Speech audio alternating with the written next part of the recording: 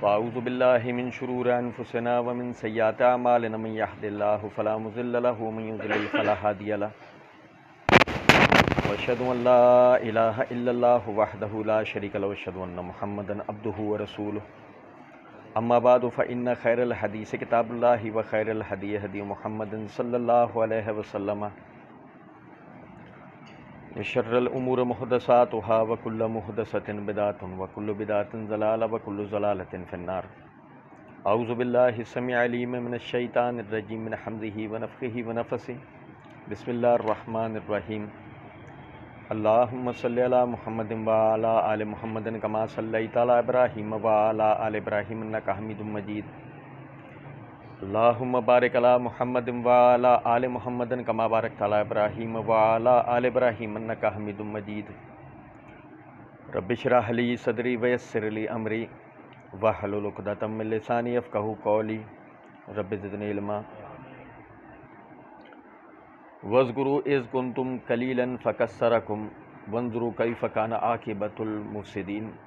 وإن كان طائفة منكم آمنوا بالذي أرسلت به وطائفة لم يؤمنوا فاصبروا حتى يحكم الله بيننا وهو خير الحاكمين. قال الملأ الذين استكبروا من قومه لنخرجنك يا شعيب والذين آمنوا معك من قريتنا أو لتعودن في ملتنا قال أولو كنا كارهين. قد افترينا على الله كذبا إن عدنا في ملتكم بعد إذ نجانا الله منها وما يكون لنا أن نعود فيها إلا أن يشاء الله ربنا وسع ربنا كل شيء علما. على الله توكلنا ربنا افتح بيننا وبين قومنا بالحق وأنت خير الفاتحين. وقال الملأ الذين كفروا من قومه لئن اتبعتم شعيبا إنكم إذا لخاسرون.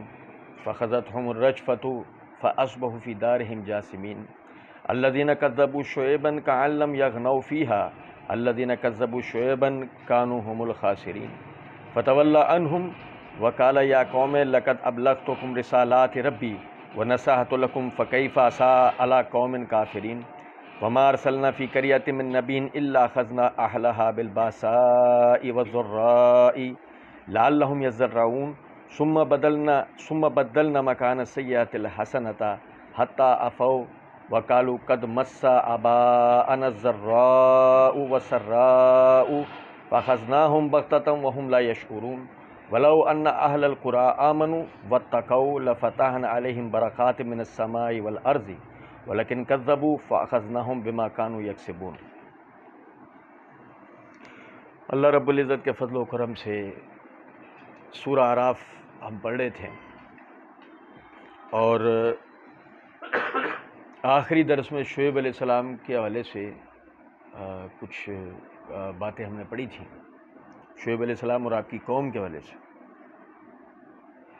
چونکہ پورے 5 ہفتوں کا یہ بیچ میں ایک گیپ رہا ہے، تھوڑا سا آپ بھائیوں کو یاد دہانی کے لیے چند چیزیں بتا دوں. اللہ رب العزت نے سورت کے اندر انسان کی پیدائش سے لے کے اور ان مختلف مراحل میں کہ جن میں اس نے دین سے آگاہی حاصل کی، اللہ کی معرفت حاصل کری، پھر اس کا ابلیس سے سامنا ہوا اور اس نے اپنے ایمان اور دین کو لے کر مقابلہ شروع کیا، پھر اس کے ساتھ دنیاوی تکلیفیں، پریشانیاں، آزمائشوں کا سلسلہ شروع ہوا، اس طرح کہ معیشتی معاشرتی پریشانیوں سے گزرتے گزرتے انسان آہستہ آہستہ دنیا کے اندر ترقی کر رہا تھا. ابلیس نے جس حد تک انسان نے ترقی کی اس حد تک ہی ان کے درمیان میں جرائم اور گناہوں کو متعارف کروایا اور کوشش کیا اس بات سے کہ ایک بڑی تعداد اللہ کے دین پر چلنے سے، صراط مستقیم پہ چلنے سے رک جائے اور شیطان کے بتائے ہوئے طریقے پر عمل کر کے ابدی طور پر جہنمی ہو جائے. اللہ رب العزت نے انبیاء کرام علیہ السلام کو ان مختلف ادوار کے اندر بھیجا اور قوموں کی اصلاح کی. یہ سلسلہ چلتا ہوا آیا لوط علیہ السلام پر. لوط علیہ السلام کی قوم نے جب انہیں جھٹلایا، ان پر عذاب آیا جیسے کہ ہم نے پڑھا تھا. اور جو اس عذاب سے بچ گئے وہ مدین کے علاقے کے اندر آ کر انہوں نے رہائش اختیار کی، اور یہیں سے انہوں نے یعنی کہ اپنے نئے سرے سے یعنی کہ اپنی آفرینش کی طرف وہ گئے، آبادی کی طرف گئے، اور آہستہ آہستہ پورے عرب خطے کے اوپر ان کا تسلط ہو گیا۔ دنیا میں پہلے نمبر کی ان کی تجارت گاہ ہو گئی، ان کی مارکیٹ ہو گئی، دنیا میں پہلے نمبر کے ترقی یافتہ وہ لوگ ہو گئے۔ لیکن عقیدے کی خرابی، معیشتی خرابی، ناپ تول کے اندر کمی کرنا، ملاوٹ والی چیزیں بیچنا، لوگوں کے اموال چھین لینا، ڈاکے مارنا، اور اس طرح کے دیگر تمام معاملات ان کے اندر تھے، جیسے کہ ہم پڑھ رہے تھے۔ شعیب علیہ السلام کو اللہ رب العزت نے ان میں بحیثیت نبی بھیجا ان کی اصلاح کے لیے، کہ تاکہ وہ دوبارہ اللہ کے دین کی طرف پلٹ آئیں، دوبارہ اچھائی کی طرف پلٹ آئیں، دوبارہ نیکی کی طرف پلٹ آئیں، دوبارہ ایمانداری کی طرف پلٹ آئیں۔ تو قوم کے سرداروں نے ہمیشہ کی طرح، قوم کے بڑوں نے اس سے انکار کیا، اور عربوں کا یہ مشہور محاورہ ہے، عوام حکمران کے دین پر ہوتی ہے۔ عوام اس کے اندر تھی کہ ہماری ایلیٹ کلاس جو ہے، ہمارے جو بڑے لوگ ہیں، وہ کیا کہہ رہے ہیں، آیا وہ قبول کر رہے ہیں یہ نہیں کر رہے۔ جنہیں اللہ رب العزت نے ہدایت دینی تھی انہوں نے اسلام قبول کیا، جنہیں اللہ رب العزت نے ان کی بدعمالیوں کے نتیجے میں گمراہ ہی رکھنا تھا وہ اب تک گمراہ تھے۔ اور ان کے درمیان میں یعنی کہ شعیب علیہ السلام انہیں دعوت دے رہے ہیں، اور دونوں کے درمیان میں جو مکالمہ چل رہا ہے اس مکالمے کو ہم پڑھ رہے تھے، اور آیت نمبر 86 ہم نے پڑھنا شروع کی تھی، اور وقت نہ ملنے کی وجہ سے ہم اسے مکمل نہیں پڑھ سکے تھے۔ شعیب علیہ السلام نے اپنی قوم کو مخاطب کر کے فرمایا، وَاذْكُرُوا إِذْ كُنْتُمْ قَلِيلًا فَكَثَّرَكُمْ وَانظُرُوا كَيْفَ كَانَ عَاقِبَةُ الْمُفْسِدِينَ۔ اور ذرا دیکھو کہ تم بہت تھوڑے تھے، اللہ رب العزت نے تمہاری کثرت کر دی، اور ذرا اسے بھی دیکھو کہ تم سے پہلے جھٹلانے والوں کا، تم سے پہلے فساد کرنے والوں کا کیا انجام ہوا۔ یہاں اشارہ ہے اس بات کی طرف جو میں پچھلے بھی کئی مرتبہ دروس میں آپ بھائیوں کو توجہ دلا چکا ہوں۔ یاد رکھیں اس بات کو، قومیں ترقی جب کرتی ہیں جب اپنی تاریخ کو مد نظر رکھتی ہیں، اپنے ماضی کو سامنے رکھتی ہیں۔ وہ قوم کبھی ترقی نہیں کرتی کہ جو غیروں کی اندھی پیروی کے اندر لگ جائے۔ مثال کے طور پر ہم یہ سمجھیں کہ ہم یورپ کے طریقے پہ اگر عمل کریں گے تو اس میں ہمارے لیے ترقی ہے، ہم امریکہ کے طریقے کے اوپر عمل کریں گے، ہم مغرب کے طریقے پہ عمل کریں گے تو اس میں ہمارے لیے ترقی ہے۔ حتیٰ کہ اگر دنیاوی اعتبار سے بات کی جائے، معذرت کے ساتھ دنیاوی اعتبار سے بات کی جائے، دینی نہیں، مغرب مشرق کے طریقے پہ عمل کرے گا تو اس کے لیے کامیابی نہیں۔ یہ میری بات سمجھیں، قومیں اپنے ماضی میں ہونے والی غلطیوں سے سیکھتی ہیں اور مستقبل میں ان غلطیوں کو دہرانے سے بچتی ہیں۔ یہ تھوڑی ہوتا ہے کہ آپ نے ماضی میں نظر ڈالی نہیں کہ ہمارے بڑوں سے کیا غلطیاں ہوئیں، اور خدا نہ خواستہ کہیں ہم بھی وہ غلطی تو نہیں کر رہے، کیونکہ جو نقصان پھر انہوں نے اٹھایا وہ تو ہمیں اٹھانے پڑیں گے، وہی کہ وہی آ کر دوبارہ صفر پہ کھڑے ہو جائیں گے۔ تو اس لیے وہ توجہ دلا رہے ہیں کہ دیکھو تم معمولی سے تھے، تھوڑے سے تھے، اللہ نے تمہاری کثرت کی، اور ذرا دیکھو تم سے پہلے تمہارے بڑوں نے جھٹلایا تھا، وہی اہل سدوم نے، قوم لوط نے، جیسے آج تم جھٹلا رہے ہو، جیسے آج تم یہ سمجھ رہے ہو کہ دین پہ عمل کرنا تمہارے لیے کوئی خدا نہ خواستہ نقصان کا، پسماندگی کا، کوئی پیچھے چلے جانے کا باعث ہوگا۔ یہ تمہارے جو امیر لوگ جس طریقے سے کہہ رہے ہیں، تمہارا ایلیٹ طبقہ جس طریقے سے کہہ رہا ہے، اس میں کو تمہارے لیے فائدہ ہے کہ تم میری دعوت کو قبول نہیں کرو، اور تم ان کی بات کو اگر قبول کر رہے ہو تو یاد رکھو یہی تم سے پہلے تمہارے بڑوں نے کیا تھا، اللہ نے سب کو ہلاک کر دیا۔ اور ایک نقطہ اور سمجھیں، وَاذْكُرُوا إِذْ كُنْتُمْ قَلِيلًا فَكَثَّرَكُمْ، یاد کرو اس کو کہ تم تھوڑے سے تھے پھر اللہ نے تمہاری کثرت کی۔ جنگی اصول ہے کہ آپ مہلک سے مہلک ہتھیار کیوں نہ بنا لیں، کثرت جیتتی ہے، اکثریت جیتے گی، کیونکہ آپ ان کے اوپر کتنے ہتھیار استعمال کر لو گے، کتنی گولیاں، کتنے مارٹر گولے، کتنے میزائل، کتنے ایٹم بم ان پر فائر کر دو گے، تو نکل کے آتے رہیں گے اور آخر یہ ہوگا کہ آپ کے ہتھیار ختم ہو چکے ہوں گے، وہ آپ پر فتح یاب ہو چکے ہوں گے، اکثریت جیتتی ہے۔ اب آپ سمجھیں اس بات کو کہ تم قلیل تھے، تمہیں کثیر کیا گیا، تو وہ اگر قلیل تھے ان کو اللہ رب العزت نے کثرت دی، اور اس لیے کہ اللہ نے ان کو بحیثیت نمائندہ چننا تھا، وہ اللہ کے دین کو قبول کر کے پوری دنیا کے اندر اللہ کے دین کی دعوت کو پھیلائیں۔ جہاں اخلاق سے، تمیز سے، تہذیب سے، خوش نیتی سے، خوش مزاجی سے کسی کو دعوت سمجھ میں آتی ہے، وہاں اس طریقے سے دینی ہے، اور جہاں کسی کو ایسے نہیں سمجھ میں آتی ہے، جنگ کر کے آئے گی، لڑ کے آئے گی، ہار کے آئے گی سمجھ، تو تمہاری کثرت ہونی چاہیے تاکہ تم جنگ کر سکتے ہو، تم لڑ سکتے ہو۔ بات آ رہی ہے سمجھ میں یا نہیں؟ وَإِن كَانَ طَائِفَةٌ مِّنكُمْ آمَنُوا بِالَّذِي أُرْسِلْتُ بِهِ وَطَائِفَةٌ لَّمْ يُؤْمِنُوا، لیکن ہوا کیا؟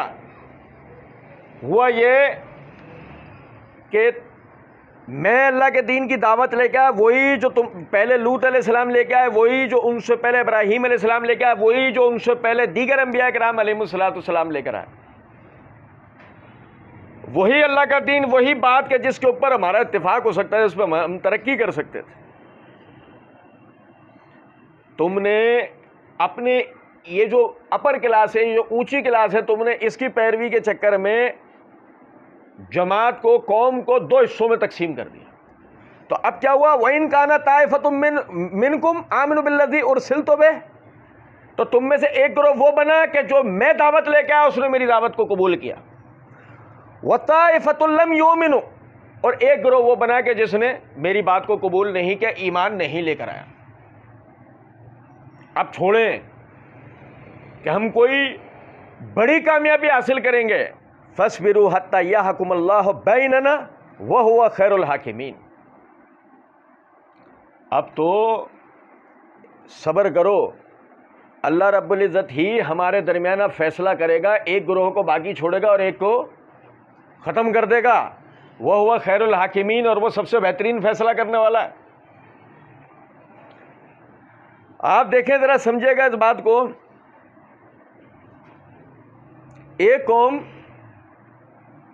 وہ مشترکہ طور پر نہانے کو مردانگی سمجھتی ہے، ننگے ہو کے سب ایک جگہ نہا رہے ہیں، وہ اس کو مردانگی کا باعث سمجھتے ہیں، مرد ایک طرف عورتیں ایک طرف، اور بعض جگہوں پہ مرد اور عورتیں ایک ساتھ، وہ اس کو مردانگی کا باعث سمجھتے ہیں۔ یہ مردانگی ہوتی ہے۔ ایک ایسی قوم ہے کہ جو باقاعدہ محرم رشتوں کے ساتھ نکاح کو جائز سمجھتے ہیں، یوں نسبی بحث ہو ہی نہیں سکتی، خاندان بن ہی نہیں سکتے، سب برباد۔ ایک قوم ایسی ہے جو سود کو عین تجارت کہتی ہے، کہتے ہیں اصل میں سود ہی تجارت ہے، یعنی کہ اگر ہم غور کریں ان پر، تینوں ہی دنیاوی اعتبار سے ذلیل ترین قوم ہے، ان کی ترقی، ان کے عروج کی کوئی پائیداری نہیں ہے، یہ کبھی بھی زوال پذیر ہو سکتا ہے۔ اس کے برعکس ایک ایسی قوم ہے جن میں محرم رشتوں کی قدر ہے، جو سود کو صحیح نہیں سمجھتے ہیں، فی الحال تک جو سود کو صحیح نہیں سمجھتے ہیں، جو سطر کا خیال رکھتے ہیں، پردے کا خیال رکھتے ہیں، حالانکہ ابھی کافر مشرک ہیں، سطر کا خیال رکھتے ہیں۔ یہ میں نے صرف 3 بطور مثال باتیں بیان کی آپ کو، اور تقابل کر کے دیا ہے کس چیز کا، کہ اس وقت میں اہل عرب کو دیکھیں اور باقی دنیا کو دیکھیں تو آپ حیران رہ جائیں گے کہ معاشرتی اعتبار سے، سماجی اعتبار سے، انسانی اور اخلاقی اعتبار سے عرب قومیں اتنا موزوں تھیں اللہ کے دین کی نمائندگی کے لیے کہ اتنا موضوع نہ رومی تھے، نہ فارسی تھے، نہ ایرانی تھے، نہ تاتاری تھے، نہ ساسانی تھے، نہ دنیا میں کوئی اور قوم تھی. تو سمجھ میں آتی ہے یہ بات کہ جو شعیب علیہ السلام نے کہا کہ حتی یحکم اللہ بیننا وہو خیر الحاکمین، اللہ ہی ہمارے درمیان فیصلہ کرے گا اور وہ سب سے بہترین فیصلہ کرنے والا ہے. واقعی کہ دیکھو وہ کتنا بہترین فیصلہ کرنے والا ہے کہ اس نے نبوت کا سلسلہ عربوں میں رکھتے ہوئے آخری نبی بھی کن میں سے چنا؟ وہ سب سے بہترین فیصلہ کرنے والا. قال الملأ الذین استکبروا من قومہ.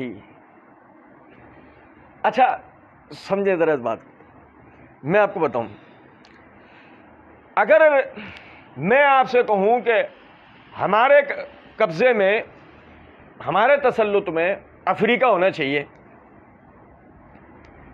سنیں توجہ سے سنیں میری بات، ہمارے قبضے میں، ہمارے تسلط میں بر اعظم افریقہ ہونا چاہیے. اس کی وجہ یہ ہے کہ دوسری تمام چیزوں سے قطع نظر معدنی وسائل جو ہیں، جیسے چھوٹی سی چیز لے لیں، ہیرو کی کانیں ہیں وہاں پہ بکثرت، ہیرو کی کانیں ہیں افریقہ میں. اور دنیا میں تیسرے نمبر کا درجہ رکھنے والی دھات ہے ہیرا، کہ جو دنیا میں تیسرے نمبر کی طاقتور کرنسی ہے. اب میری بات سمجھے یا نہیں؟ بھائی پہلے نمبر پر سونا ہے، گولڈ، دوسرے نمبر پہ بلیک گولڈ ہے. بلیک گولڈ کیا ہے؟ پیٹرول. اب تیسرے نمبر پہ ڈائمنڈز ہیں، ہیرے. اور میں آپ سے یہ کہوں کہ افریقہ پہ ہمارا قبضہ اور تسلط ہونا چاہیے کہ جو یہ کچھ نہیں، صرف یہی ایک جو ہے معدنی وسیلہ ہمارے قبضے میں ہو، ہماری قوم ترقی کرے. اچھا لگتا ہے سننے میں؟ ایک بھائی نے گردن ہلائی ہے، نہیں اچھا نہیں لگتا سننا. یہ ویژن کا فرق ہے، یاد رکھیں اس بات کو. اس میں کوئی اچنبے کی، حیرانگی کی بات نہیں ہے. واقعی اس پہ گردنیں ہل سکتی ہیں اور واقعی سوال ہمارے لیے ایک سوالیہ نشان سا بن کے رہ جائے گا. ہم اس پہ جواب بھی نہیں دے پائیں گے ہاں، ایک پورے فرط جذبے کے ساتھ ہم یوں بھی نہیں کہہ پائیں گے ہاں، کیونکہ ایک ویژن ہوتا ہے. یہ اتنا وسیع دماغ ہو، اتنی ہماری تربیت ہو، اس درجے پہ لا کر ہمیں کھڑا کیا ہوا ہو کہ ہم یہ سوچیں کہ بحیثیت قوم واقعی ہمارے لوگوں کے پاس یہ وسیلہ ہونا چاہیے. کیونکہ ابھی تک تو ہم یہی سمجھتے ہیں کہ ہمارے پاس نالیاں کھولنے کے وسائل ہونے چاہیے، اختیارات. ابھی تک تو ہمارے دماغ میں صرف یہ چلتا ہے نا کہ ہمارے اختیارات نالیاں کھولنے جتنے ہونے چاہیے. ہم نالیاں کھول لیں، روڈ بنوا لیں، اسٹریٹ لیمپس لگوا لیں، بس یہ اس حد تک کے ہمارے اختیارات. اور کمائی کس درجے کی ہو؟ کمائی اس درجے کی ہو کہ ایک آدمی روز کا 1000 روپے کما کے لے جائے. حالانکہ روز کا 1000 روپے گھر کا خرچہ نہیں ہے اب شادی شدہ گھر میں، لیکن 1000 روپے کما کے لے جائے تو ہمارے ہاں یہ بہترین اجرت. بس یہ اللہ کا شکر ہے، اللہ کا تو خیر ہر حال میں شکر ہے. لیکن ایک بتانا چاہ رہا ہوں میں بات، اب اگر مثال ایسا آدمی کا دماغ اور اسے کہو کہ یار وہ اس پہ ہمارا تسلط ہونا چاہیے بر اعظم افریقہ، تو پہلے تو وہ سوچنے پہ ہی مجبور ہو جائے گا نا. اچھا پہلے تو وہ سوچنے بھی مجبور ہے کہ اس کا اتنا ویژن ہی نہیں ہے. اس کا وہ 1000 روپے سے باہر نہیں آ رہا، 1000 روپے اجرت سے باہر نہیں آ رہا، وہ نالیاں کھولنے کے اختیارات سے باہر نہیں آ رہا. جب اس کو اتنا بڑا ویژن ہی نہیں ہوا ہے تو اس کو یہ بات کیسے سمجھ میں آ سکتی ہے؟ اب قوم شعیب کے بڑوں کو تو دیکھیں نا ذرا آپ، یعنی کہ جب شعیب علیہ السلام آ کر ان کو دعوت دے رہے ہیں اور بتا رہے ہیں تمہاری کثرت کی وجہ اللہ نے تمہیں پوری دنیا پر حکومت کے لیے چنا ہے، ان کی سمجھ میں ہی نہیں آ رہی ہے یہ بات. وہ کہہ رہے ہیں یہ کون سی تم نے بات کی ہے؟ کیا فائدہ ہے اس میں ہمارا؟ جو دولت علاقے سے کما رہے ہیں، دنیا کی سب سے بڑی منڈی ہمارے ہاتھ میں. بھائی منڈی آپ کے ہاتھ میں ہے، دنیا کی سب سے بڑی مارکیٹ آپ کے ہاتھ میں ہے. اس مارکیٹ میں آنے والا مال جہاں سے نکل کر آ رہا ہے وہ آپ کے ہاتھ میں نہیں، ہم وہ بھی آپ کے ہاتھ میں دینا چاہ رہے ہیں. وہ سمجھ میں نہیں آ رہی ہے بات. قال الملأ الذين استكبروا من قومه لنخرجنك يا شعيب والذين آمنوا معك من قريتنا أو لتعودن في ملتنا. قوم کے بڑے تکبر کرتے ہوئے کہنے لگے اے شعیب ہم تجھے اور تیرے صحابہ کو، تیرے ساتھیوں کو یہاں سے نکال دیں گے، اپنے علاقے سے نکال دیں گے، یا پھر تجھے پلٹائیں گے اپنے مذہب کی طرف، تجھے پلٹائیں گے اپنے مذہب کی طرف. یہ بھی ہم پڑھیں گے. قَالَ أَوَلَوْ كُنَّا كَارِهِينَ، وہ کہنے لگے اگرچہ ہم اسے ناپسند کرتے ہوں، تمہارے طریقے، تمہارے باپ دادا کے مذہب کو اگر ہم اس کو ناپسند کرتے ہوں تب بھی. قَدِ افْتَرَيْنَا عَلَى اللَّهِ كَذِبًا إِنْ عُدْنَا فِي مِلَّتِكُمْ بَعْدَ إِذَا نَجَّانَا اللَّهُ مِنْهَا، یہ ہم اللہ پر جھوٹ نہیں باندھ دیں گے، افطرا نہیں باندھ دیں گے، جبکہ یعنی کہ ہم اس کے دین کو چھوڑ کر تمہارے باپ دادا کے دین کی طرف پلٹ آئیں بعد اس کے کہ اللہ نے ہمیں شرک اور کفر سے نجات دی. وَمَا يَكُونُ لَنَا أَن نَّعُودَ فِيهَا إِلَّا أَن يَشَاءَ اللَّهُ رَبُّنَا، ہمیں یہ لائق نہیں ہے کہ ہم جو ہے اس کفر اور شرک کے دین کی طرف دوبارہ لوٹ جائیں سوائے اس کے کہ ہم میں سے جس کے لیے اللہ چاہے. وَسِعَ رَبُّنَا كُلَّ شَيْءٍ عِلْمًا، ہمارے رب کا علم ہر چیز پر محیط ہے. عَلَى اللَّهِ تَوَكَّلْنَا، ہمارا اسی کے اوپر ہمارا اپنے رب پر ہی بھروسہ. رَبَّنَا افْتَحْ بَيْنَنَا وَبَيْنَ قَوْمِنَا بِالْحَقِّ، اے ہمارے رب ہمارے اور اس قوم کے درمیان، ہماری یہ جو قوم ہے اس کے درمیان کے اندر فیصلہ فرما دے. وَأَنْتَ خَيْرُ الْفَاتِحِينَ، اور تو ہی بہتر فیصلہ کرنے والا ہے. اچھا میں جو کہہ رہا ہوں نا ابھی اس کو ہم پڑھیں گے، رکیے گا ذرا بات، جو ایک تمہید آپ کو بتا چکا ہوں اس کو تھوڑا سمجھ لیجئے گا. وَقَالَ الْمَلَأُ الَّذِينَ كَفَرُوا مِنْ قَوْمِهِ لَئِنِ اتَّبَعْتُمْ شُعَيْبًا إِنَّكُمْ إِذًا لَخَاسِرُونَ، وہ قوم کے سردار کہنے لگے اپنی قوم کو، دیکھو تم اگر شعیب کی پیروی کرو گے تم نقصان اٹھاؤ گے، تم شعیب کی پیروی کرو گے کیا نقصان اٹھائیں گے. بھائی ان کے حساب سے یہ ہے نا کہ دیکھو ہم تمہیں یہاں سے بے دخل کر دیں گے، تمہارے یہاں سے دکانیں ختم، تمہارے یہاں سے مکانات ختم، تمہارے یہاں سے جو مسلمان ہو گئے وہ خاندان ہجرتوں پہ مجبور، اب نکلو جاؤ. آج تم کس جگہ ہو، آج تم کس جگہ کھڑے ہو؟ مثال ہے آج تم دبئی میں ہو، آج تمہارا بزنس کہاں ہے؟ حقیقت میں اس زمانے کا دبئی تھا. یہ مدائن کا علاقہ اس زمانے کا دبئی تھا، لوگ وہاں بزنس کرنے کو ترستے تھے. تم اس وقت دبئی میں ہو گویا، اور تمہیں یہاں سے بے دخل کر دیا جائے گا، باہر پھینک دیا جائے گا، تمہارا بائیک آؤٹ کر دیا جائے گا.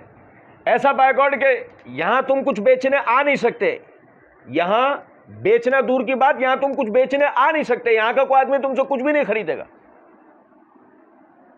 بھائی آپ سمجھیں کہ ایک چیز کو آپ بنائیں اور اسے پاکستان میں بیچیں تو ممکن ہے 10 روپے پروفٹ میں بھی بیچے تو اس میں بھی سامنے لگے یار 2 روپے تو کم کر لو، اور اسی کو دبئی جا کے 100 روپے پروفٹ کا ٹیگ لگا کر بیچیں تو خوشی خوشی سب خریدیں گے مال سے. نہیں سمجھے کچھ بات؟ تو یہ اتنا بڑا فرق ہے. اب یہ باتیں بتائی جا رہی ہیں، اچھا آپ بھی سن رہے ہوں گے تو یہ باتیں آپ کی بھی آنکھوں کے گر ستارے چمکا رہی ہوں گی نا. بات دبئی میں بزنس، مسئلہ یہ تھوڑی ہوتا ہے دبئی میں بزنس، مسئلہ یہ ہوتا ہے تم جہاں کھڑے ہو جاؤ گے اس کو دبئی بنا لو گے. تم اتنے طاقتور ہونے چاہیے، تمہارا یعنی اتنی تم میں طاقت، ایسی تمہاری دنیا میں شناخت ہونی چاہیے کہ تم جس جگہ کھڑے ہو جاؤ جگہ دبئی بن جائے. بات تو یہ ہے، وہ سمجھ میں نہیں آ رہی ہے اس زوال ذہنی اور قلبی زوال پذیر قوم کو جس کو کفر اور شرک اور بدعت کی بیماریوں نے اس کے اندر کے انسان کو ایسا کھا لیا ہے کہ اس کو یہ ترقی کرنے والی بات سمجھ میں ہی نہیں آ رہی ہے. تم اس کی پیروی کرو گے تم نقصان اٹھاؤ گے. اچھا بھائی یہ ہو گئی ایک بات. پھر ہم تمہیں یہاں سے نکال دیں گے، یہ سمجھیں ذرا اس بات کو، ہم تمہیں یہاں سے نکال دیں گے. اچھا فطری مسئلہ ہے، آپ اس بات کو سمجھیں. دیکھیں پچھلے دنوں آپ کو سننے میں ایسا لگتا ہے کہ کوئی آج سے ہزاروں سال پہلے کا ایک واقعہ ہمیں بتایا جا رہا ہے کہ دیکھو یار بیچاروں کو ان کو یہاں سے نکال رہے ہیں. اسے کس وجہ سے کہ انہوں نے اللہ کے دین کو قبول کیا. میں آپ کو ایک نقطہ سمجھیں، آپ کے پڑوس میں انڈیا، زیادہ نہیں اب سے 1.5 مہینے پہلے کے بہار اور گجرات کے حالات جو ختم نہیں ہوئے ابھی تک چل رہے، جس جگہ بھی کسی مسلمان کو کمزور پایا، یعنی 10 افراد 12 افراد 15 افراد کہیں نظر آ گئے نہتے، وہ RSS کے وہ جو بدماش جتنے بھی پھر رہے ہیں ہندو طاقت میں، انہوں نے پکڑا مارا، پاکستان جاؤ بھائی. اب دیکھو ویڈیوز تو دیکھو یار، میں بتا رہا ہوں نا، اصل میں ہم بہت پیچھے کھڑے ہیں، ہمیں بہت سی چیزوں کا نہیں پتا. پاکستان جاؤ، کیا کر رہے ہو تم ادھر؟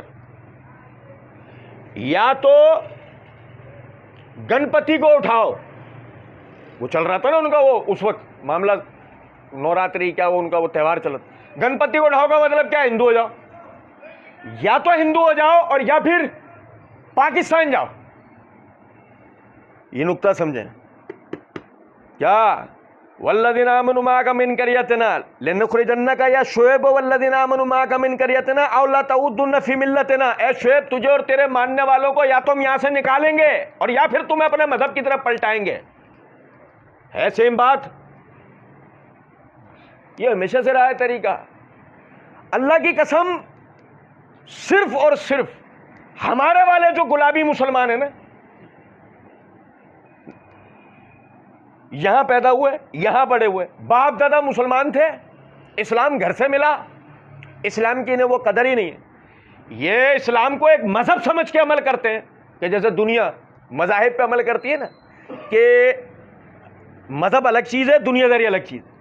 جیسے دنیا اس طرح چلتی ہے نا، ایسا ہمارے والے بھی اسلام کو مذہب سمجھ کے مذہب اور دنیا کو علیحدہ رکھتے ہیں. دنیا پہ الگ عمل ہوگا اور مذہب پہ، مثلا رمضان میں 5 ٹائم نماز پڑھ لیں گے، روزے رکھ لیں گے، عید منا لیں گے، بقرعید پہ جانور قربانی کے لا کے قربان کر لیں گے، ٹھیک ہے، محرم میں کالے کپڑے پہن کے پھر لیں گے، سوگ منا لیں گے 10 دن 40 دن اپنی مرضی کا، اپنے حساب سے. کوئی بریانی کھا کے سوگ منائے گا، کوئی شربت پی کے سوگ منائے گا.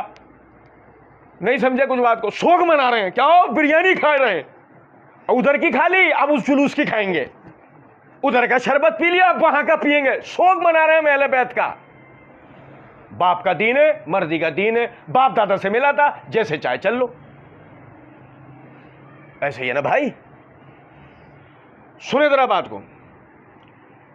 پھر جب بات آئے گی گھر میں، یعنی سب سے پہلے اندر دین کو داخل کرنے کی، اپنے اندر، نہ ہم اپنے اندر سے مسلمان ہیں، نہ ہم اپنے گھر کے اندر سے مسلمان ہیں، گھر کے باہر سے مسلمان ہیں، نہ ہمارے محلے مسلمانوں والے ہیں، نہ ہمارے علاقے. آگے کی تو بات چھوڑ دیں. اب آپ یہ دیکھیں خالی اللہ تعالیٰ نے کتنا بڑا ہم پر فضل و کرم کیا، ہمیں ایک آزاد ملک دیا. دنیا کے اندر واحد آزاد ملک ہے پاکستان. مسلمانوں کے لیے آزاد ملک دنیا میں کون سا ہے؟ آپ سعودی عرب میں جاؤ اور بولو جہاد، کالی شیشے والی 2 گاڑیاں رکیں گی اور بولے گے حلف البلاد.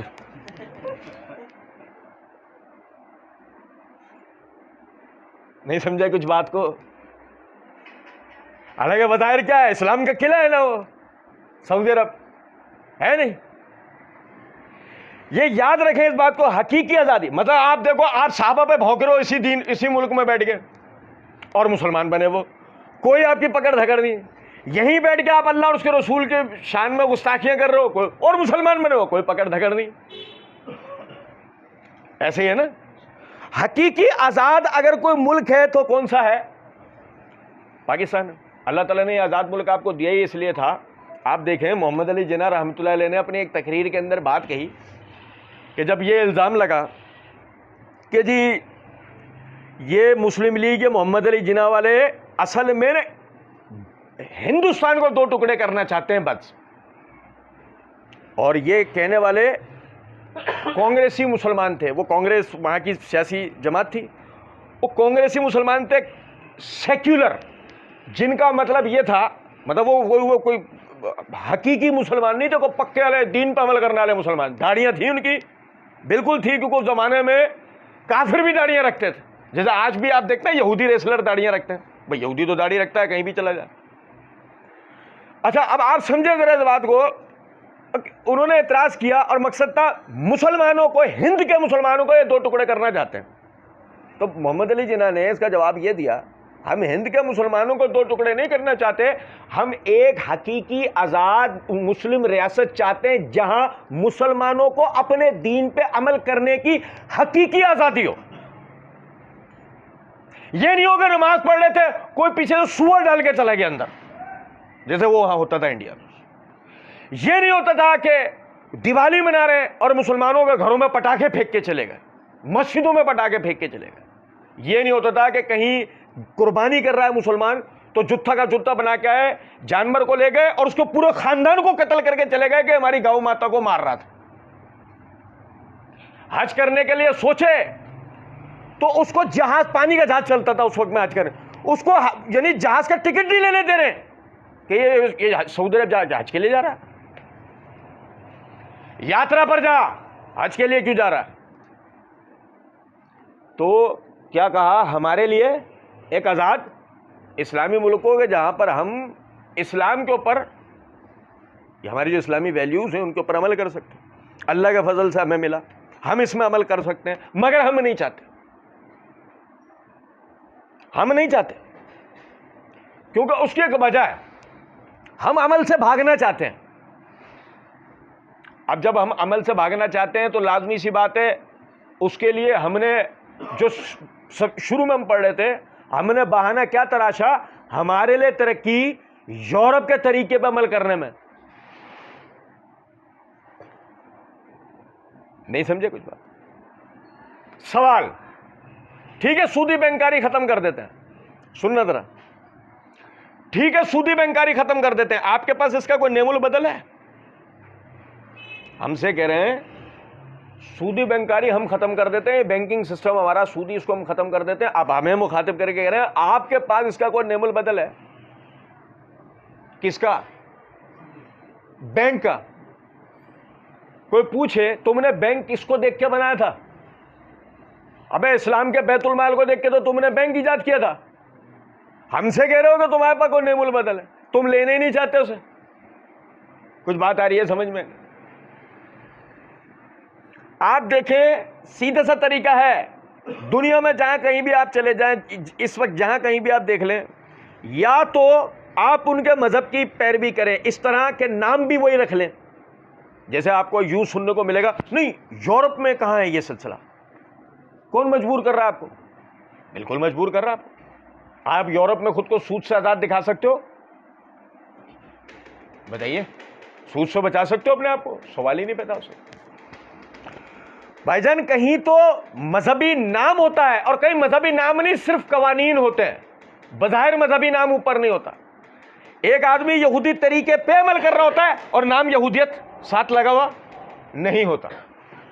یہ واحد پاکستان ہے جہاں حقیقی اسلامی اقدار کو اجاگر کر سکتے تھے، لیکن بدقسمتی سے ہم خود نہیں کرنا چاہتے تو سارا مسئلہ یہ آتا ہے.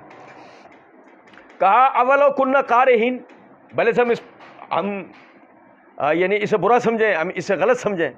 اب آپ دیکھیں مطلب کیا پاکستان میں کبھی بھی آپ نے اقلیتوں پر جبر ہوتے ہوئے دیکھا ہے؟ ہندوؤں پہ، عیسائیوں پہ، یہودیوں پہ. یہودی تو خیر اتنے نہیں ہیں یہاں پہ، 40-42 افراد 80 افراد ہوں گے بمشکل پورے ملک میں.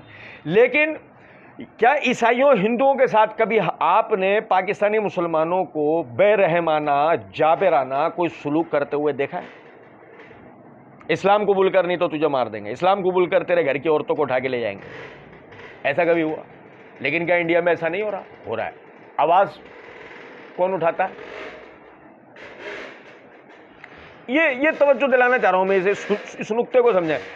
آواز کون اٹھاتا ہے اس کے اوپر؟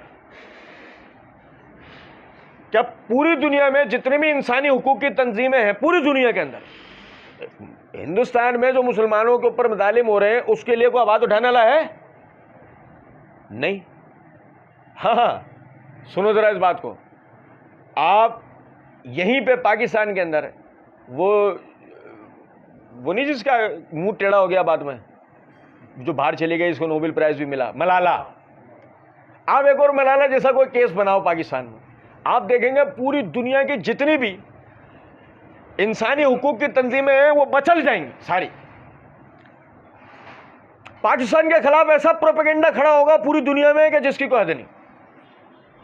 میں نے ابھی جیسے آپ سے عرض کیا، وجہ کیا ہے اس کی؟ وجہ یہ یاد رکھیں، فطری مسئلہ، یہ فطری. پوری دنیا میں حقیقی آزاد ملک مسلمانوں کے لیے اسلام پہ عمل کرنے کے لیے پاکستان، پوری دنیا کے اندر حقیقی اسلامی تصور دکھانے کے لیے کہ اسلام کیسا ہوتا ہے اگر کوئی ملک ہے تو وہ بھی پاکستان ہے. دیکھ لو غیر مسلموں کے ساتھ جو سلوک ہے ہمارا. اولو کنہ کارہین، بھلے سے ہم برا سمجھتے ہو، وہ دیکھو انہوں نے وہاں کہا ہم برا سمجھتے ہو، وہ ماننے کو تیار ہو رہے ہیں نہیں. انڈیا کے اندر مسلمان زبردستی ہندو نہیں ہونا چاہتے ہیں لیکن وہ ماننے کو تیار ہو رہے ہیں. یہ ہے کہنے کا مطلب. برما میں ہمارے سامنے ہوا نا، برما میں کتنے بڑی تعداد کے اندر مظالم مسلمانوں کے اوپر ہوا. صرف کس وجہ سے پورے شہر خالی کر کے جانا پڑا مسلمانوں کو، صرف کس وجہ سے مسلمانوں نے کیا. کیا انہوں نے اس بات کے اوپر کہ یہ مسلمان ہیں انہیں چھوڑ دیا؟ نہیں. اس بات میں کہ مسلمان ہوتے ہوئے ہمارے قوانین تسلیم کر رہے ہیں، ٹھیک ہے، اس میں کیا حرج ہے، انہیں برداشت ہوا. اب کوئی گلابی مسلمان کھڑا ہو کر یہاں پاکستان کے اندر اگر مثال کے طور پر وہ یہ بات کہہ دیتا ہے کہ نہیں دیکھو جی انسانیت سب سے پہلے ہے، ہمارا والا بھی لالی پاپ منہ میں لے لیتا ہے، ہاں نہیں بات صحیح ہے، پہلے انسانیت. پہلے کیا ہے؟ پہلے انسانیت ہے. سنو ذرا بات بھائی، پہلے انسانیت ہے کس کے لیے؟ پہلے انسانیت کس کے لیے؟ مسلمان کے لیے نہیں ہے. ہم تو خیر گنجے واقع ہوئے ہیں. گنجے سمجھتے ہیں جس کو اللہ نے ناخن نہیں دیے، ہم تو وہ گنجے واقع ہوئے ہیں کہ اللہ نے ہمیں ناخن نہیں دیے ورنہ کھجا کے اپنا ہی سر.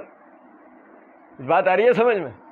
تو بات یہ ہے کہ ہم تو خیر آج سے نہیں ایک زمانے سے بدنام ہے یہ جملہ کہنے پہ کہ انسانیت نام کی دنیا میں کوئی چڑیا ہی نہیں ہے بھائی جان، صرف مسلمان ہے. اگر آدمی حقیقی انسان بننا چاہتا ہے اس سے پہلے حقیقی مسلمان بننا پڑے گا، ورنہ کر لو آپ کچھ بھی کر لو، دنیا کی تاریخ گواہ ہے انسانیت کے بڑے بڑے پاپے کھانے اور کھلانے والوں نے جو مظالم کیے نا دنیا میں، بات چھوڑ دیں آپ. اور کہا قد افترینا علی اللہ کذبا ان عدنا فی ملتکم بعد اذ نجانا اللہ منہا. سنو ذرا بات کو، انہوں نے یعنی انہیں بستی سے نکالنے کے لیے فل تیاری چل رہی ہے، سب انہیں گھیر کے کھڑے ہیں، انہیں کہا جا رہا ہے ملت کی طرف پلٹ آؤ ہماری، یا یہ بستی چھوڑ جاؤ، دو تمہارے پاس رستے ہیں. وہ کہہ رہے ہیں ہم، جبکہ اللہ نے ہمیں اس کفر اور شرک سے نجات دے دی ہے، وہ اس اللہ پر جھوٹ باندھ کے دوبارہ تمہارے باپ دادا کے وہ کفر اور شرک والے مذہب کی طرف چلے جائیں، یہ کیسے ممکن ہے؟ اب میری بات سمجھیں، میری بات سمجھیے گا.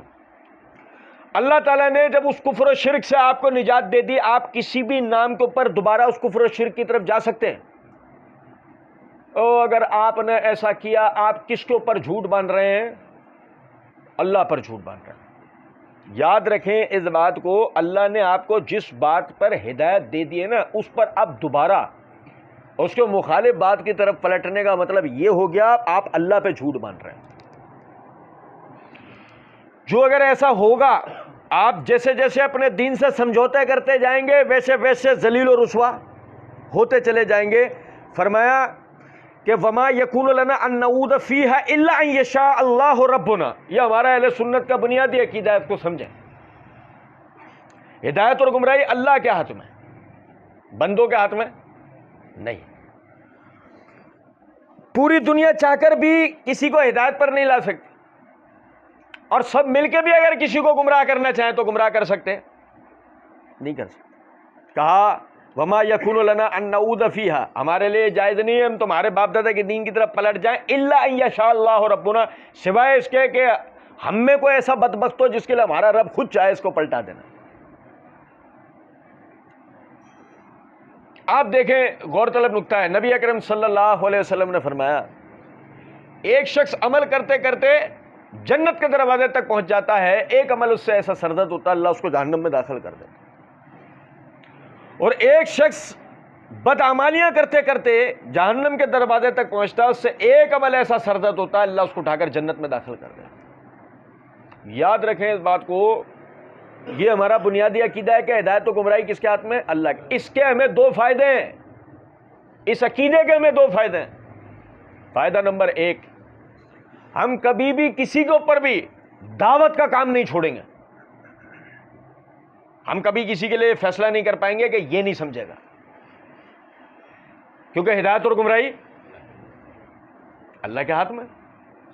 کیوں نہیں سمجھے گا؟ آج سمجھے گا، آج نہیں کل سمجھے گا، کل نہیں پرسوں سمجھے گا، سمجھے گا. اگر اللہ نے اس کے نصیب میں ہدایت رکھی ہے یہ ہدایت کی طرف آئے گا. اور دوسرا اس عقیدے کا سب سے بڑا فائدہ یہ ہوتا ہے، آپ سمجھیں، آدمی ہدایت کی طرف خود بڑھ کے بھی جاتا ہے، ورنہ جس کا یہ عقیدہ نہیں ہونا، ہم ہی میں بہت سارے لوگ ایسے. میں آپ کو اپنا ایک واقعہ بتاتا ہوں. ایک مخصوص فرقے کے بھائی صاحب یہاں آئے، انہیں کچھ بھائی لے کر آئے. اب وہ جب وہ یہاں سے اندر داخل ہو رہے ہو تو وہ اندر ایسے داخل ہو رہے، آ کے ادھر بیٹھ گئے وہ. اچھا میں نے تعارف پوچھنا چاہا، نام پوچھا تو انہوں نے بڑے ڈرتے ڈرتے میری طرف دیکھا اور ان کے ساتھ والے نے نام بتا دیا. میں نے کام پوچھا، وہ پھر وہ انہوں نے ان کے ساتھ والے نے کام بھی بتا دیا. خیر وہ تھوڑی دیر گزری، چائے آ گئی. اب چائے نہیں گزرا، چائے کا کپ میں جو ہے بڑھایا، وہ یوں ہو کے پڑھ دو. اس وقت اندازہ ہوا وہ آیت الکرسی پڑھ رہے تھے. ان کے حساب سے وہ کوئی خدا نہ خواستہ کسی ابلیس کے سامنے آ کے بیٹھ گئے تھے وہ، اور ان کے حساب سے نا وہ پناہ لے رہے تھے. وہ گھبرائے ہو. اچھا وہ بڑی مشکل سے ان کو سنبھالا، ٹھہرایا، ان کو رکایا. ان کو صرف ایک بات میں نے ان سے بولی اور ان کے ساتھ والے بھائی کو بولا، میں نے کہا ان کو آپ لے جائیں، مناسب میں اٹیک آ جائے، انتقال ہو جائے، مسئلہ ہو جائے. میں نے بولا، میں نے کہا آپ صرف میرے بھائی مجھے ایک چھوٹی سی بات بتا دیں، کیا آپ کی گمراہی میرے ہاتھ میں اور آپ کی ہدایت آپ کے ہاتھ میں، یا ہماری ہدایت اور گمراہی اللہ کے ہاتھ میں؟ تو آپ نے جو اپنے آپ کو ہی ایک ظلم کر رکھا اپنے اوپر. جب سے آپ آئے عجیب ایک مخمصے، عجیب تذبذب، عجیب بے چینی اور اضطراب کے آپ شکار ہیں. مطلب کیا ہو جائے گا آپ کے ساتھ؟ آپ بتائیں تو صحیح ذرا. ایک آدمی اگر اللہ کی طرف جستجو رکھتا ہے، اللہ سے ڈرتا ہے، ہدایت کا سوال اللہ کے آگے رکھتا ہے، نماز میں دل سے کہتا ہے اہدنا الصراط المستقیم صراط الذین انعمت علیہم غیر المغضوب علیہم ولا الضالین آمین. اگر یہ دل سے کہتا ہے وہ نماز میں، تو وہ اپنی ہدایت اور گمراہی کا معاملہ کس پہ رکھ رہا ہوتا ہے؟ اللہ پہ. بار بار 5 ٹائم اللہ کو کہہ رہا ہوتا ہے، اے اللہ تو مجھے سیدھے راستے پہ چلا، اے اللہ تو مجھے. اور اللہ اگر پھر اس کو سیدھے راستے پہ چلانا چاہے، کون ماں کا لال پیدا ہوا ہے جو اس کو گمراہ کرے گا؟ ہم سمجھتے ہی نہیں اس بات. ہاں یہ ضرور ہے کہ ایک آدمی خود جان بوجھ کے، جیسے مثال دیتا ہوں آپ کو، ایک بہت پرانی بات ہے، کافی کوئی 8-7 سال پرانی بات ہے. نور محمد ہائی اسکول کے ایک ریٹائرڈ ٹیچر ہیں، میں ان کا نام نہیں لوں گا. انہوں نے گھر پہ دعوت دی، گئے گھر پہ، چھوٹی سی لائبریری تھی ان کی، بڑی خوبصورت سی. تو دیکھتے ہوئے اچانک سے نظر پڑی تو توریت جو نا، توریت وہ اس طرح کے وہ پڑھ رہے ہوں گے، تو وہ اس کے توریت میں نشان لگا کے نا انہوں نے وہ توریت بند کر کے رکھی ہوئی. نظر پڑی توریت. میں نے سر کیا مطالعے میں ہے کیا؟ جیسے میں نے بولا نا مطالعے میں، تو ایک دم سے وہ سیخ پا ہو گئے اور کہنے لگے، یار تم مولویوں کا یہی ہے، میں اس کو پڑھ کے گمراہ ہو جاؤں گا. میں نے کہا سر میں نے ایسا کچھ بھی نہیں کہا، میں تو یہ کہہ رہا ہوں یہ آپ کے مطالعے میں. ہاں میرے مطالعے میں بھائی، تو کیا ہے؟ میں نہیں، کچھ بھی نہیں ہے. اچھا مطالعہ کر.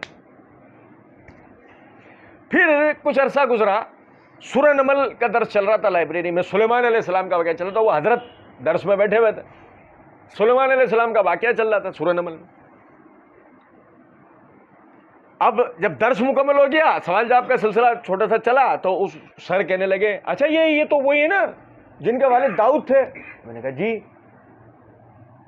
تو یہ تو بڑے ظالم قسم کے بادشاہ گزرے. سمجھے نہیں سمجھے؟ جب آدمی نے قرآن نہ پڑھ رکھا ہو اور توریت پڑھنے جائے تو یہ نقصان ہوتا ہے. بھائی موجودہ تحریف شدہ توریت میں سلیمان علیہ السلام کو بحیثیت رسول نہیں دکھایا گیا ہے، بحیثیت ایک ظالم بادشاہ دکھایا گیا ہے. نعوذ باللہ. آپ نے قرآن نہ پڑھ رکھا ہو کہ جس کے لیے اللہ کہتا ہے مصدقا لما بین یدیہ، پچھلی تمام کتابوں کی تصدیق قرآن کرتا ہے. قرآن جو بتائے گا اس پر پچھلی کتابیں تو لی جائیں گی. اگر قرآن کے مطابق ہوں گی جو باتیں وہ لی جائیں گی, جو قرآن کے خلاف ہوں گی ان کو چھوڑ دیا جائے. قرآن نے کہا انہ کان صدیقا نبیا, کہ سلیمان علیہ السلام ایک راست باز سچے اللہ کے نبی تھے, تو یہی ان کے لیے مانا جائے گا. توریت جو انہیں ظالم بادشاہ بنا کے پیش کر رہی ہے وہ, اب میری بات سمجھیں, یہ تو خیر ابھی پڑھیں گے ہم سورہ اعراف میں انشاءاللہ آگے سلیمان علیہ السلام کے واقعے میں, لیکن ایک نقطہ سمجھیں, نقصان کیا ہوا ہے, وہ جو اس کے ساتھ وہ گمراہی والا جو معاملہ ہوا, وہ نقصان کیا ہوا ہے, اس نے قرآن نہیں پڑھا پہلے, توریت پڑھنے کھڑا ہو گیا, یہ وجہ اس کو نقصان ہوا. تو عرض کرنے کا مطلب ہے خدا نہ خواستہ ایسا نہیں ہے کہ کوئی آدمی کسی کو گمراہ کر دے گا, آدمی کوئی کسی کو گمراہ نہیں کر سکتا, ہدایت گمراہ اللہ کے ہاتھ میں ہے. لیکن ایک چیز یہ ضرور ذہن میں رہنی چاہیے کہ اللہ رب العزت نے فرمایا ذالک الکتاب لا ریب فیہ ھدی للمتقین, اس کتاب قرآن میں کوئی شک نہیں ہے, اس میں ہدایت ہے پرہیزگاروں کے لیے. تو ہدایت کے لیے پہلے آدمی رجوع کدھر کرے گا؟ قرآن کی طرف. اس کے بعد دنیا جہان میں جس سے ملنا ہے, جو پڑھنا ہے پڑھ لے بھائی, کوئی مسئلہ ہی نہیں, پھر تو اس کے بعد کوئی مسئلہ ہی نہیں. تو فرمایا وسع ربنا کل شیء علما, بے شک ہمارے رب کا علم ہر چیز پر محیط ہے. ہمارے رب کا علم, دیکھو اللہ کا علم سمجھیں ذرا اس بات سے چھوٹی سی. اللہ تعالیٰ نے زمین اور آسمان کو 6 دن میں تخلیق کیا. میں کل سوشل میڈیا پر ایک بھائی کی طرف سے اعتراض اور جواب پڑھ رہا تھا, تو بہرحال ابھی یہی مثال سامنے آئی, تو میں نے کہا میں یہی مثال ذہن میں آئی, تو میں نے کہا یہی میں آپ بھائی کو بتاؤں. 6 دن میں اللہ رب العزت نے زمین اور آسمان کو تخلیق کیا. زمین اور آسمانوں کو, اب ذہن کے اندر خیال آتا ہے 6 دن, اللہ تعالیٰ کو بھی وقت لگتا ہے, نہیں سمجھے؟ 6 دن جب اللہ کہہ رہا ہے تو کہہ رہا ہے ہمیں, کیوں؟ اس کی وجہ ہے سورج جہاں طلوع ہوتا ہے نا, سورج جس جگہ طلوع ہوگا نا, یعنی کہ جس سیاروں یا جس جگہ پر آئے گا دن کا اطلاق وہاں ہوگا, اور جہاں سورج جا ہی نہیں سکتا وہاں دن کا اطلاق ہو سکتا. چھوڑیں اس بات کو, دن کا اطلاق ہونا تو دور کی بات ہے, وہاں وقت ہی نہیں آئے گا, وقت نہیں آئے گا, وقت آئے گا ہی نہیں. ہم اگر سورج سے اوپر چلے جائیں, ہم سورج سے اوپر چلے جائیں, جو کہ جا سکتے ہیں, جو کہ کوشش کریں تو جا سکتے ہیں, تو اگر ہم اوپر چلے جائیں گے نا, ہم وقت سے باہر نکل جائیں گے. اگر مثال کے طور پہ دنیا میں سیکنڈ, منٹ, گھنٹے, ہفتے, مہینے, سال گزر رہے ہوں گے, تو ہم پر 1 سیکنڈ بھی نہیں گزر رہا ہوگا. اور جب ہم واپس آئیں گے تو بہت ممکن ہے کہ فرض کریں کہ ہم اوپر اپنے حساب سے 10 منٹ رک کر واپس پلٹے, دنیا میں 10 سال ہو گئے, کیونکہ ہم وقت کی قید سے باہر جا چکے ہیں. ہماری رفتار بہت تیز ہو چکی ہوتی ہے, بہت زیادہ تیز, اس کا ہمیں خود بھی ادراک نہیں ہوتا. نبی صلی اللہ علیہ وسلم نے معراج کتنے عرصے میں کی تھی؟ 1 رات.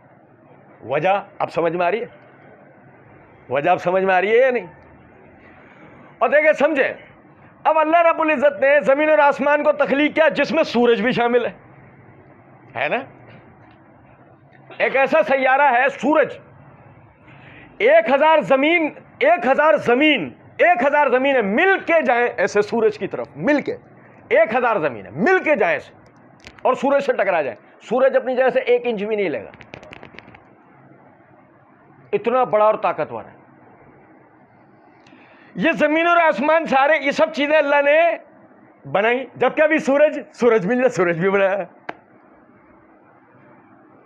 فرض کرتے ہیں اب ہم اپنے تمام تر سائنسی وسائل اور تمام تک مادنی اور دنیاوی تمام تر وسائل بروئے کار لا کر محنت کریں. کب کریں؟ جس وقت قرآن نازل ہو رہا تھا.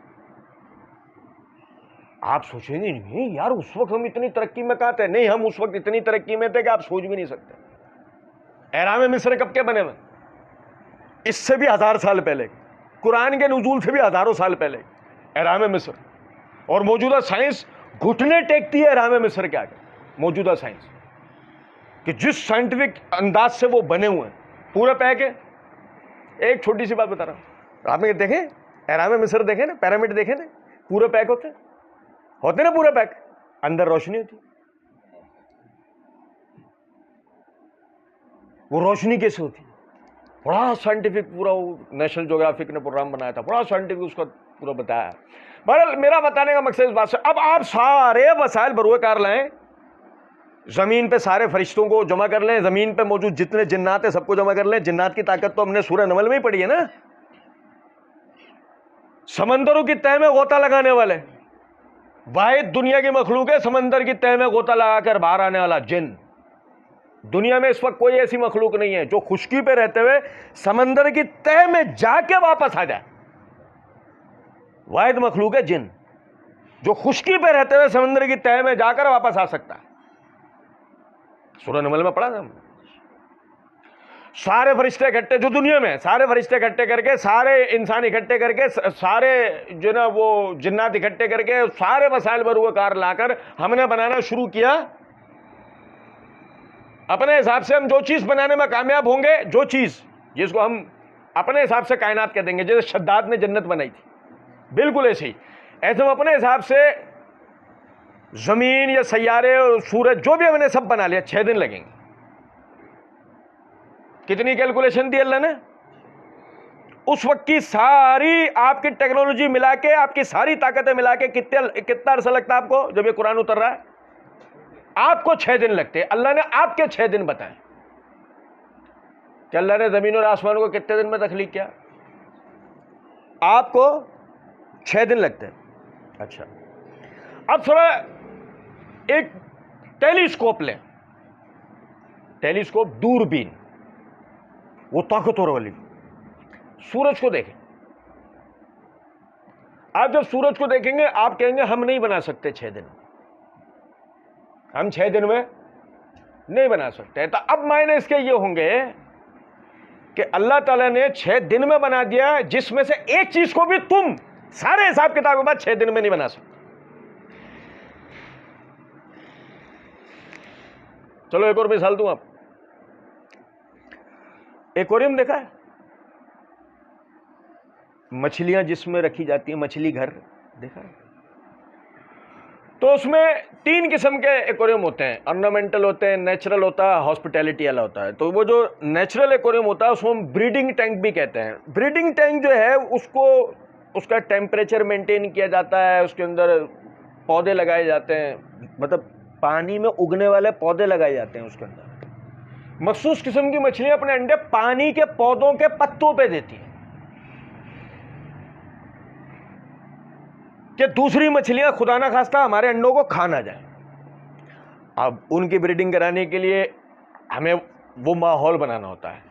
تو اب کیا کرتے ہیں ہم وہ پانی ڈالتے ہیں، اس میں کلورین ڈالتے ہیں، پھر اس میں روشنی دیتے ہیں ایک مخصوص مقدار کے اندر، پھر اس کے اندر کھاد ڈالتے ہیں، سمندری کھاد، پودے لگاتے ہیں. ہمیں ایک نیچرل ایکویریم تیار کرنے کے اندر 3 مہینے لگ جاتے ہیں، جس کی عموماً بریڈنگ ٹینک کے جو ہوتی ہے 2 فٹ یا 3 فٹ کا ہوتا ہے. اس سے بڑا بریڈنگ ٹینک نہیں بنایا جاتا. 2 سے 3 فٹ کا بریڈنگ ٹینک بنانے میں ہمیں بعض مرتبہ کتنا عرصہ؟ 3 مہینے لگ گئے. اب آپ صرف اس بریڈنگ ٹینک کو بیٹھ کر 1 منٹ غور سے دیکھیں گے اور تو سجدے میں گر جائیں، کہیں گے اللہ نہیں بنا سکتے، اے اللہ ہم نہیں بنا سکتے. یہ ہے اللہ کا علم، اس کی کیلکولیشن. اس نے بنایا کتنے عرصے میں کہ اگر تم اپنی پوری طاقت لگا لو سب مل کے تو تم شاید 6 دن میں بنانے میں کامیاب ہوتے، جسے پھر تم سمجھتے کہ ہاں یہ ہے پرفیکشن، اہمیت رکھتی ہے. اب پتہ ہے ابھی پچھلے دنوں چرنوبیل کے حوالے سے میں پڑھ رہا تھا، ایک یعنی یہ جو جہاں جنگ چل رہی ہے، روسی ریاست تھی پچھلے دنوں تک، یوکرین کے اندر چرنوبیل ایک علاقہ ہے، وہاں جناب وہ ایٹومک ری ایکٹر ان کا پھٹ گیا، ان کی غلطی کی وجہ سے وہ پھٹ گیا. مطلب وہ آپ سمجھیں اس کو بنانے میں 12 سال لگے تھے انہیں، اور جو غلطی کی تھی نا، جو غلطی وہ غلطی کی کل ملا کر 28 منٹ میں، اور اس 28 منٹ میں اتنا خطرناک فیصلہ ہوا کہ جس کے نتیجے میں 3,500 اموات ہوئی 8 سال میں. اس سے جو ریڈیشنز پھیلی، آپ سمجھیں ذرا اس بات کو. انسان یعنی 32 سائنسدانوں نے مل کر، وہ ایسے سائنسدان ماہر ترین اپنے کام میں، مطلب ایٹامک فزسسٹ، بڑا شعبہ ہے سائنس کا. 32 سائنسدانوں نے مل کر جس جگہ کو تیار کیا 12 سال لگے، اور آپ دیکھیں کہ کچھ ہی منٹ کے اندر ساری کیلکولیشن دھری رہ گئی. پرفیکشن نہ ہونے کے نتیجے میں ایک ایسا دھماکہ اور ایک ایسی تباہی ہوئی کہ جس کے نتیجے میں آج آپ گوگل پہ سرچ کر کے دیکھیں وہ شہر مکمل طور پہ غیر آباد ہے. وہاں اب بھی ریڈیشن اتنی زیادہ ہے، اتنی زیادہ ہوا کہ مٹی میں اتنی زیادہ ہے کہ اس کو اس جگہ سے باہر لا کر اگر کسی پودے پہ ڈال دو، اگلے دن اس پودے کو دیکھو پورا پودا جل گیا ہوگا. اتنا خطرناک وہ شہر ہو گیا ہے. آپ دیکھیں ذرا. اور اللہ رب العزت نے کس پرفیکشن کے ساتھ پوری کائنات کو تخلیق کیا ہے. بتائیے مجھے آج تک کے عرصے کے اندر اس کائنات میں کوئی ایسا حادثہ جو آپ کے لیے نقصان دہ ہو گیا ہو. انسانیت کی بقا مشکل ہو گئی، انسانیت ختم، ہمیں زندگی ختم. اور کب سے چل رہا ہے؟ کروڑوں اربوں سال سے. اندازہ تو کریں یار، مطلب ناممکنات میں سے یہ ہے، لیکن اللہ کے صرف کن کہنے سے. تو فرمایا وسع ربنا کل شیء علما. اب دیکھیں جب ہمارا رب ایسا ہے، اتنا زبردست ہے، فرمایا علی اللہ توکلنا، اسی اللہ پر پھر ہم بھروسہ کرتے ہیں، جس کی اتنی زبردست کیلکولیشن، جس کے کام میں اتنی زبردست پرفیکشن. علی اللہ توکلنا، اسی اللہ پہ ہم بھروسہ رکھتے ہیں. ربنا افتح بیننا و بین قومنا بالحق وانت خیر الفاتحین. اور اے ہمارے رب، بے شک تو ہی ان ظالموں کے اور ہمارے درمیان میں فیصلہ کر. اور جب وہ سرداروں نے کہا کہ بھئی جو ہے وہ اس کی پیروی کرو گے تو نقصان اٹھاؤ گے، بس یہ دی اینڈ ہو گیا. اللہ نے فرمایا فاخذتهم الرجفة فاصبحوا فی دارهم جاثمین. بس اللہ کے عذاب نے انہیں آ پکڑا، اور وہ اپنے ان تمام مارکیٹوں اور گھروں اور سب چیزوں سمیت اگلے دن سب تباہ و برباد پائے گئے. الذین کذبوا شعیبا کأن لم یغنوا فیہا الذین کذبوا شعیبا کانوا هم الخاسرین. یقین کریں اتنی عبرت آمیز آیت ہے یہ، آپ سمجھیں اللہ کیا کہہ رہا ہے. الذین کذبوا شعیبا کأن لم یغنوا فیہا، جن لوگوں نے شعیب کو جھٹلایا گویا کہ وہ کبھی وہاں رہتے ہی نہیں تھے. الذین کذبوا شعیبا کانوا هم الخاسرین، جنہوں نے شعیب کو جھٹلایا اصل میں انہوں نے نقصان اٹھایا. بڑی عبرت آمیز بات. آپ سمجھیں ذرا اس بات. آج ابو جہل اور اس کے ساتھی کدھر ہیں؟ لیکن آج ابو بکر اور اس کے ساتھی کدھر ہیں؟ آپ سمجھیں بات میں کیا کہہ رہا ہوں. جس نے نبی صلی اللہ علیہ وسلم کو مانا، ان کی پیروی کی، دنیا کے چپے چپے پر آج اس کے نام کے سگنیچر ہو گئے. اور جس نے نبی صلی اللہ علیہ وسلم کو جھٹلایا، حالانکہ عربوں کے سرداروں میں سے تھا، عرب کا بچہ بچہ اس کا قائل تھا، لیکن آج دنیا سے اس کا نام و نشان ایسے مٹ گیا کہ اگر ذکر بھی ہوگا تو تذلیل کے لیے ہوگا، ذکر بھی ہوگا تو ذلیل کرنے کے لیے، بے عزت کرنے کے لیے ہوگا، ذکر بھی ہوگا تو کفر یا شرک کی، روحانی کسی بیماری کی مثال دینے کے لیے ہوگا. اللہ نے کہا الذین کذبوا شعیبا کأن لم یغنوا فیہا، جس نے شعیب کو جھٹلایا، جن لوگوں نے شعیب کو جھٹلایا گویا کہ وہ رہتے ہی نہیں تھے. ایسا کر دیا ہم نے، سب کو ہلاک برباد، نشان مٹا دیے ان کے. وہ الذین کذبوا شعیبا کانوا هم الخاسرین، جنہوں نے شعیب کو جھٹلایا اصل میں وہ نقصان اٹھانے والے ہوئے. فتولی عنہم وقال یا قوم لقد ابلغتکم رسالات ربی ونصحت لکم فکیف عصی علی قوم کافرین. کتنی دیکھیں غور طلب بات ہے.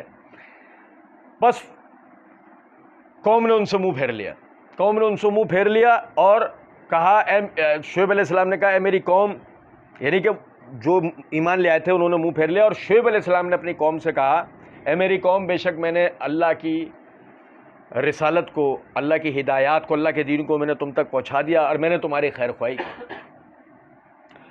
فَكَيْفَ عَسَىٰ عَلَىٰ قَوْمٍ كَافِرِينَ, اب میں کافروں پہ غم کیوں مناؤں؟ سنیں, بہت توجہ طلب بات ہے, بہت توجہ طلب بات. اسلام کا بنیادی عقیدہ ہے, بنیادی, بھائی سمجھ لو یہ ہمارا بنیادی عقیدہ ہے. الحب فی اللہ والبغض فی اللہ, اللہ کے لیے محبت, اللہ کے لیے نفرت. تعلق کا معیار دین ہے, تعلق کا معیار اللہ کی بڑائی ہے, تعلق کا معیار اللہ کے رسول کا تذکرہ, اللہ کے رسول کا دین ہے. جو اللہ کا نہیں ہوگا ہمارا نہیں ہوگا, جو اللہ کے رسول کا نہیں ہوگا ہمارا نہیں ہوگا, چاہے ہمارا باپ کیوں نہ ہو, ہماری ماں کیوں نہ ہو. دیگر کی تو کوئی مثال ہی نہیں ہے. توجہ طلب بات. ابو طالب کا انتقال ہو گیا. بھائی میرے ٹائم زیادہ ہو گیا, میں مختصر صرف ایک مثال دے کے بات ختم کر رہا ہوں. ابو طالب کا انتقال ہو گیا. نبی صلی اللہ علیہ وسلم کے چچا علی بن ابی طالب رضی اللہ تعالیٰ عنہ کے والد گرامی انتقال ہو گیا. علی رضی اللہ تعالیٰ عنہ آئے نبی صلی اللہ علیہ وسلم کے پاس, اور آ کر نبی صلی اللہ علیہ وسلم کو مخاطب کر کے کہا, آپ کے مشرک چچا کا انتقال ہو گیا ہے, کیا کرنا ہے؟ کون ہے علی کے وہ؟ کیا کہہ رہے ہیں نبی صلی اللہ علیہ وسلم کو آگے؟ میرے والد کا انتقال ہو گیا ہے. کیا کہہ رہے ہیں؟ آپ کے مشرک چچا کا انتقال ہو گیا ہے, کیا کرنا ہے؟ نبی صلی اللہ علیہ وسلم نے فرمایا ان کی تدفین کر دیجئے, ان کی تدفین کر دو. اور میرے بھائی غور طلب نقطہ ہے, کافر مشرک کی کوئی عزت نہیں ہے, عزت مواحد کی ہے, عزت مسلمان کی ہے. کافر مشرک سے کوئی محبت یا دوستی نہیں ہے, دوستی مواحد سے ہے, محبت مسلمان سے ہے. کیسے کہہ رہے ہیں وہ؟ فَكَيْفَ عَسَىٰ عَلَىٰ قَوْمٍ كَافِرِينَ, تمہیں کافروں کے اوپر کیوں غم مناؤں کہ اللہ نے ان کو ہلاک کر دیا؟ عجیب سی لگتی ہے بات, لیکن نہیں. ذرا کافروں کا اللہ کے بارے میں رویہ تو دیکھو, پھر سمجھو. کیا انہوں نے اللہ کے حق کو اس طریقے سے مانا جیسے ماننے کا حق تھا؟ اللہ نے قرآن میں کہا ہے, وَمَا قَدْرُ اللَّهِ حَقَّ قَدْرِهِ, جو اللہ کی قدر تھی وہ قدر انہوں نے جانی ہی نہیں کبھی. آپ تو جانتے ہو, یا آپ بھی گائے کا پیشاب پینے والے ہو, یا آپ بھی گھوڑوں کے آگے جھکنے والے ہو؟ بتاؤ. نہیں تو پھر سمجھو ذرا اس بات. کہاں ایک آدمی جانور کو اللہ کا شریک کر رہا, اور میں اس کے مرنے پر افسوس کروں؟ جانور کرے گا, میں اشرف المخلوق انسان ہو کر کیسے افسوس کر سکتا ہوں اس پہ؟ جانور سے بدتر حرکت کی اس نے کہ جانور اپنے رب کی معرفت رکھتا ہے. گھوڑے کو کبھی کسی اور کے آگے سر جھکاتے دیکھا ہے؟ بندر شیر کی عبادت کرتے پایا گیا؟ اب بھائی بتاؤ نا یار, شیر کسی درگاہ پہ جا کے ماتھا ٹیکتا ہو؟ جانور سے بدتر حرکت ہے یہ کہ انسان اللہ کے علاوہ کسی اور کے آگے. فَكَيْفَ عَسَىٰ عَلَىٰ قَوْمٍ كَافِرِينَ, تو میں کیسے کسی کافر کے اوپر غم منا لوں؟ کافر مشرک کا کوئی افسوس نہیں. ہمارے دین کا ایک اخلاق اور تمیز ہے. صحیح بخاری کے اندر حدیث ہے, نبی اکرم صلی اللہ علیہ وسلم نے ایک یہودی کا جنازہ جاتے ہوئے دیکھا تو آپ کھڑے ہو گئے. تو ایک انسان ہونے کے اعتبار سے اس کی میت کا احترام ہے, اس کے میت کا احترام ہے, لیکن غم اس پہ کوئی نہیں. غم صرف مسلمان کے لیے. اور پھر وہ ایسا ہے, پھر وہ غم ایسا ہے, آپ سمجھیں, وہ ڈرامے بازی والا نہیں, حقیقی, کہ دنیا میں جہاں کہیں ہمارا کوئی مسلمان تکلیف میں ہو, پریشانی میں ہو, یہاں ہمیں اس کا غم, اس کی فکر, اس کی تکلیف ہونی چاہیے. یہ ہے وہ غم. یہ غم تھوڑی ہے ہم ڈرامے بازی کریں, ہر سال ایک کی خوشی منائیں اور 70 کا رونا روئیں, کہ خوشی بھی ڈرامے بازی والی اور غم بھی ڈرامے بازی والا. یہ نہیں. مسلمان کوئی بھی ہے, ہمارے بزرگوں میں سے, بڑوں میں سو یا آج کے لوگوں میں سو, دنیا میں جہاں کہیں بستا ہو, ہمارا بھائی ہے. اس کے ساتھ جو تکلیف پریشانی ہو وہ ہمیں محسوس جس دن ہو جائے, وہ تکلیف اور پریشانی سمجھ لو آج ہم اس ایمان کی اس حیثیت پہ آگے کھڑے ہو گئے ہیں کہ جو اللہ نے کہا ہے. مستدرک حاکم کے اندر حدیث ہے, نبی اکرم صلی اللہ علیہ وسلم نے فرمایا جس شخص نے اللہ کے لیے دوستی کی, اللہ کے لیے دشمنی کی, اللہ کے لیے محبت کی, اللہ کے لیے نفرت کی, اللہ کے لیے دیا, اللہ کے لیے روک لیا, اللہ اس کو اپنے ولایت کا مقام دیتا ہے, یعنی اپنا ولی بنا لیتا ہے. تو تمہیں ولیوں کے آگے جھکنے کی ضرورت نہیں ہے, ولی بننے کی ضرورت ہے, ولی بننے کی ضرورت ہے.